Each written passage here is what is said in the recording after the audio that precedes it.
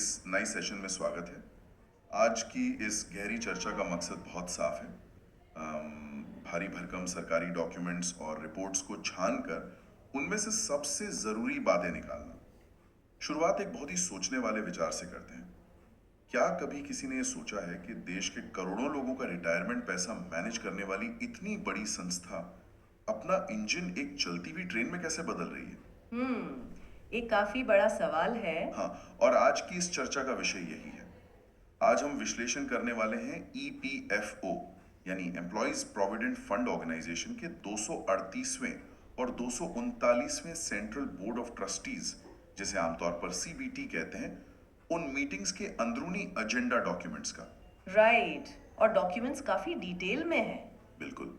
तो हमारा मिशन सिर्फ नियम पढ़ना नहीं है, बल्कि ये समझना है कि भारत का सबसे बड़ा रिटायरमेंट फंड अपने पुराने धीमे सिस्टम से निकलकर एक टेक ड्रिवन, मतलब एक मॉडर्न पावर हाउस कैसे बन रहा है, और सबसे अहम बात, इसका सीधा असर आम पीएफ अकाउंट होल्डर्स पर कैसे पड़ेगा। ये सच में बहुत जरूरी होने वाला है, क्योंकि आमतौर पर न जब भी पीएफ अकाउंट्स का जिक्र होता है तो लोगों के दिमाग में सबसे पहले एक थका देने वाला सरकारी प्रोसेस आता है। हाँ, वही फाइल्स और चक्कर काटना। एग्जैक्टली एक ऐसी छवि बनती है जहां धूल खारी पेपर फाइल्स एक टेबल से दूसरी टेबल पर घूम रही हैं। लेकिन जब मैंने इन अंदरूनी एजेंडा डॉक्यूमेंट्स को देखा तो कहानी बिल्कुल अलग नजर आई। इनमें UPI settlements, AI driven technology और मैसिव सेंट्रलाइज्ड डेटाबेसेस पर काम होने का जिक्र है। चलिए इसको थोड़ा अनपैक करते हैं। सबसे पहले बात करते हैं द टेक रेवोल्यूशन की। इन डॉक्यूमेंट्स में एक शब्द बार बार आता है, साइट्स 2.0, यानी सेंट्रलाइज्ड आईटी इनेबल सिस्टम। अब पुराना सिस्टम तो डिसेंट्रलाइज्ड था, हर रीजनल ऑफिस का अपना डेटाबेस होता था। लेकिन अब इस नए साइट्स 2.0 के जरिए एक विशाल सेंट्रलाइज्ड डेटाबेस बनाया जा रहा है, जिसे सीडैक डेवलप कर रहा है। अगर हम इसे बड़े पैमाने पर देखें तो ये सिर्फ एक छोटा सा आईटी अपडेट नहीं है, ये ईपीएफओ के लिए पूरे कोर बैंकिंग सोल्यूशन जैसा बड़ा कदम है। कोर बैंकिंग जैसा? हाँ। डिसेंट्रलाइज सिस्टम का सबसे बड़ा नुकसान ये था कि अगर कोई दिल्ली में नौकरी कर रहा है और कल को बैंगलोर शिफ्ट हो जाता है तो उसका डेटा दिल्ली के सर्वर में ही फंसा रह जाता था, उसे आने में हफ्ते लग जाते थे। लेकिन साइट्स 2.0 के आने से इन सभी अलग अलग डेटाबेसेस को हटाकर सब कुछ सीधा यूएएन यानी यूनिवर्सल अकाउंट नंबर पर एंकर किया जा रहा है। और तो मतलब डेटा अब रीजनल ऑफिस के मोहताज नहीं रहेगा। सही कहा, वो एक सेंट्रल क्लाउड पर तुरंत अवेलेबल होगा। और इस टेक शिफ्ट के फायदे मेंबर पोर्टल पर दिखने शुरू भी हो गए हैं। नए पोर्टल में एक सर्विस हिस्ट्री का ऑप्शन आने वाला है, जहां सारी पिछली जॉब्स की डिटेल्स एक ही जगह दिखेंगी, अलग अलग पासबुक नहीं ढूंढनी पड़ेंगी। पर एक और अपडेट ई नॉमिनेशन को लेकर है। डॉक्यूमेंट्स के मुताबिक 5 बार पोर्टल पर लॉगिन करने के बाद ई नॉमिनेशन मैंडेटरी हो जाएगा। मुझे ये थोड़ा पुशी लगता है। मतलब लोगों को इस तरह से मजबूर करना सही है क्या? देखिए, सुनने में ये जरूर थोड़ा सख्त लगता है, लेकिन ये आम पीएफ मेंबर्स के परिवारों की भलाई के लिए ही है। कई बार किसी अनहोनी की स्थिति में नॉमिनेशन ना होने की वजह से परिवार वालों को कानूनी ताव पेच और लंबे पेपर वर्क से गुजरना पड़ता है। ये पुश उस परेशानी को हमेशा के लिए खत्म करने का एक स्मार्ट तरीका है। जब उस एंगल से देखें तो ये प्रोएक्टिव अप्रोच है। लेकिन यहाँ पर बात सच में बहुत दिलचस्प हो जाती है। इन डॉक्यूमेंट्स में एक ऐसा जिक्र है जिसकी उम्मीद शायद किसी ने नहीं की थी। यूपीआई के जरिए क्लेम सेटलमेंट का प्रपोजल। हाँ, ये एक बड़ा हाईलाइट था। सोचिए, हम यूपीआई से सब्जी खरीदते हैं और अब प्रोविडेंट फंड का पैसा भी यूपीआई से आएगा। ये तो बहुत बड़ा टेक लीप है। यहाँ जो सबसे दिलचस्प बात है वो ये कि यूपीआई का आना सच में एक गेम चेंजर हो सकता है, लेकिन ईपीएफओ इसमें जल्दबाजी नहीं कर रहा है। उन्होंने डॉक्यूमेंट्स में साफ लिखा है कि फ्रॉड से बचने के लिए शुरुआती लिमिट 25,000 रुपए तय करने की बात हुई है। सिर्फ 25,000? हाँ, एक टेस्टिंग फेज की तरह। और सिस्टम को बेदाग बनाने के लिए यूएटी यानी यूजर एक्सेप्टेंस टेस्टिंग की गई है। इस टेस्टिंग में फील्ड ऑफिसर्स ने लगभग 700 अलग अलग डिफेक्ट्स रिपोर्ट किए थे। 700 डिफेक्ट्स? ये दिखाता है कि बैकग्राउंड में टेस्टिंग कितनी रिगरस चल रही है। और इन डिफेक्ट्स को सीडैक ने ठीक भी कर दिया। एक और आंकड़ा जिसने मुझे सच में हैरान किया, वो पोर्टल के लॉन्च टाइम का था। पहले 11 सेकंड्स लगते थे पोर्टल लोड होने में, लेकिन सीडीएन होस्टिंग ऑप्टिमाइज करने के बाद ये वक्त घटकर सिर्फ 1 सेकंड हो गया है। बिल्कुल, सीडीएन यानी कंटेंट डिलीवरी नेटवर्क का काम ही यही है कि वो डेटा को यूजर के करीब ले आता है। ये छोटी टेक डिटेल्स ही आगे चलकर सर्वर क्रैश होने से बचाती हैं, खास तौर पर महीने के आखिर में जब ट्रैफिक ज्यादा होता है। सही पॉइंट है। अब टेक से आगे बढ़ते हैं और विड्रॉल्स की बात करते हैं। लोगों के लिए अपना पैसा वक्त पर निकाल पाना सबसे जरूरी है। इन डॉक्यूमेंट्स में नए विड्रॉल नियम बहुत आसान कर दिए गए हैं। जैसे बीमारी या इलनेस के लिए अब 12 महीने की सर्विस के बाद एलिजिबल बैलेंस का 75% तक पैसा निकाला जा सकता है, वो भी साल में 3 बार।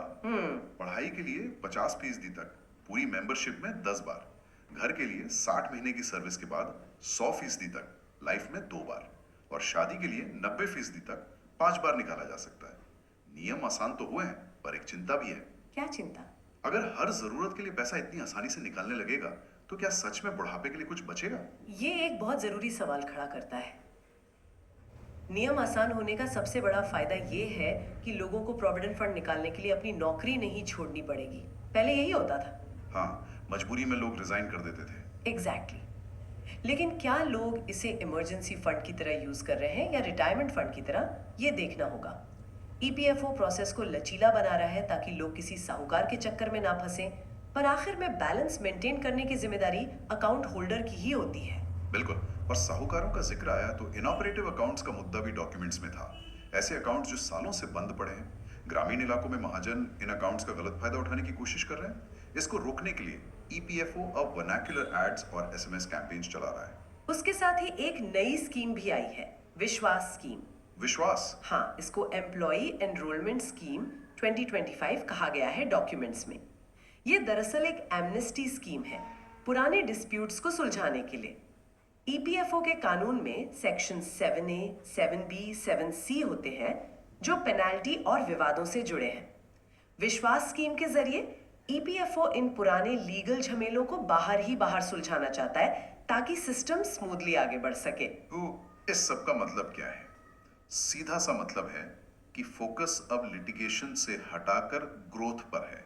चलिए अब इस चर्चा के थोड़े फाइनेंशियली भारी हिस्से पर आते हैं। इन्वेस्टमेंट्स। इतना बड़ा कॉर्पस आखिर इन्वेस्ट कहां होता है? डॉक्यूमेंट्स बताते हैं कि ईपीएफओ मार्केट से डोमेन एक्सपर्ट्स को हायर कर रहा है। उनकी सैलरी एसबीआई के जनरल मैनेजर के पे स्केल पर तय की जा रही है, यानी आखिरी सैलरी का 50%। पर सबसे इंटरेस्टिंग था पोर्टफोलियो मैनेजर्स को हायर करने का कैलकुलेशन। यहाँ जो सबसे दिलचस्प बात है वो ये कि इन पोर्टफोलियो मैनेजर्स को चुनने के पीछे का लॉजिक कितना बारीक था। डॉक्यूमेंट्स में जिक्र है कि ईपीएफओ ने 4 पोर्टफोलियो मैनेजर्स को हायर किया, जिसका खर्च करीब 13 करोड़ रुपए आया। 13 करोड़, ठीक है। लेकिन कैलकुलेशन में दिखाया गया है कि अगर वो 5वां मैनेजर को सिस्टम में लाते तो कॉस्ट 13 करोड़ से बढ़कर सीधा 252 करोड़ रुपए हो जाती। बाप रे, सिर्फ एक मैनेजर बढ़ाने से इतना बड़ा फर्क? बिल्कुल, इसीलिए सिर्फ फोरगो को चुनना एक स्मार्ट फाइनेंशियल डिसीजन था। इससे कंपटीशन भी रहा और बड़ी कॉस्ट भी बची। संस्था 239 करोड़ रुपए बचाने में कामयाब रही। ये वाकई डेटा ड्रिवन अप्रोच है। और जब इन्वेस्टमेंट्स की बात चल रही है तो एग्जेम्प्टेड एस्टैब्लिशमेंट्स यानी ट्रस्ट के बारे में भी जिक्र था। जो बड़ी कंपनियां अपना पीएफ खुद मैनेज करती हैं, उनके लिए एसओपीज काफी आसान किए गए हैं। एसओपीज आसान जरूर किए गए हैं ईज ऑफ डूइंग बिजनेस के लिए, पर डॉक्यूमेंट्स में एक कड़ी शर्त भी है। अगर किसी कंपनी के प्राइवेट ट्रस्ट द्वारा किए गए इन्वेस्टमेंट में कोई लॉस होता है, चाहे वो फ्रॉड हो, गलत डिसीजन हो या मार्केट कंडीशन हो, तो एम्प्लॉयर को हर हाल में 2 महीने के अंदर प्रिंसिपल और इंटरेस्ट दोनों की पूरी भरपाई करनी होगी। मतलब अगर मार्केट गिरा तब भी एम्प्लॉयर को जेब से पैसा देना होगा। ये तो बहुत स्ट्रिक्ट रूल है। स्ट्रिक्ट है, पर लोगों के पैसे को सिक्योर रखने के लिए जरूरी भी है ताकि कोई एम्प्लॉयर हाई रिस्क गैम्बलिंग ना करे स्टॉक मार्केट में। सही बात है। अब आते हैं इस डीप डाइव के आखिरी बड़े हिस्से पर, पर्दे के पीछे की दुनिया। ये पूरा सिस्टम चलाता कौन है? रिक्रूटमेंट एग्जाम्स को लेकर एक बड़ा बदलाव आया है।